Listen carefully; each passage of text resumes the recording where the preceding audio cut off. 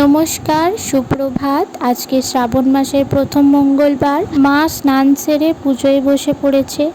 আমিও ঘুম থেকে উঠে একটু ঠাকুর প্রণাম করে বাইরে বেরিয়ে দেখলাম মুনুও ঘুম থেকে উঠে গেছে। আজকের ওয়েদারটা একটু মেঘলা মেঘলা। গাছের পেয়ারাগুলো একেবারেই রাস্তার দিকে ঝুঁকে গেছে। একেবারে ফ্রেশ হয়ে চলে গেলাম রান্নাঘরে। আজ একটু চা বানাবো।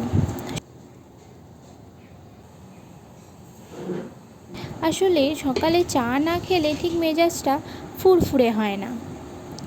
চাটা বসিয়ে দিয়ে বাইরে বেরিয়ে দেখলাম মা গাছ থেকে অনেকগুলো পেয়ারা পেড়েছে। আমাদের গাছের পেয়ারা, পাকা পেঁপেগুলো আমাদের গাছের। এগুলো গোপালকে নিবেদন করা হবে। 1 কাপ চা খেয়ে আজ বেরিয়ে যাব একটু মার্কেটিং করতে। আমার একটা কেকের অর্ডার আছে, তো তার জন্য কিছু শপিং করতে হবে। প্রথমে আমি রেডি হয়ে নিচ্ছি। তাড়াতাড়ি আজকে রেডি হয়ে বেরিয়ে যাব, যেহেতু শ্রাবণ মাস, তো বৃষ্টি যখন তখন আসতে পারে। তাই ওয়েদারটা একটু ভালো থাকলেই আমরা সাধারণত বাইরে বেরোনোর চেষ্টা করি। আমি রেডি হয়ে গেছি, বাবার জন্য অপেক্ষা করছি। বাবা আমাকে ছাড়তে যাবে।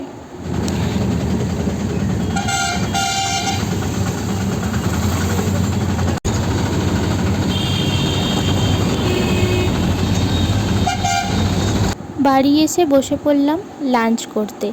আজকে লাঞ্চে আমি খুবই সাধারণ খাবার খেয়েছি। একটু ফেনে ফেনে ভাত, আলু সিদ্ধ মাখা আর একটু ঘি। আজকে তোমাদের আলাপ করাবো আমার 2 ছাত্রছাত্রীর সাথে। আজকে মাইনেও পেয়ে গেছি।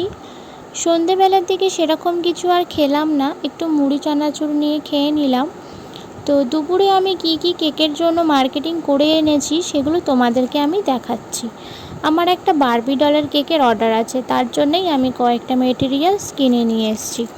যেহেতু কেকটা কাস্টমাইজ, তো কাস্টমার যেমনভাবে বানাতে বলেছে আমাকে সেরকমভাবেই বানাতে হবে। কেকের ভিডিও আমি তোমাদের সাথে অবশ্যই নেক্সট ভিডিওতে শেয়ার করব। আর যারা যারা আমার ভিডিও দেখতে ভালোবাসো তারা অবশ্যই আমার চ্যানেলটি সাবস্ক্রাইব করে রেখো, এবং ভিডিও ভালো লাগলে লাইক, কমেন্ট, শেয়ার অবশ্যই করো। এরকম যদি ছোট ছোট ভ্লগ তোমরা দেখতে চাও তাহলে আমাকে অবশ্যই কমেন্ট বক্সে জানাও।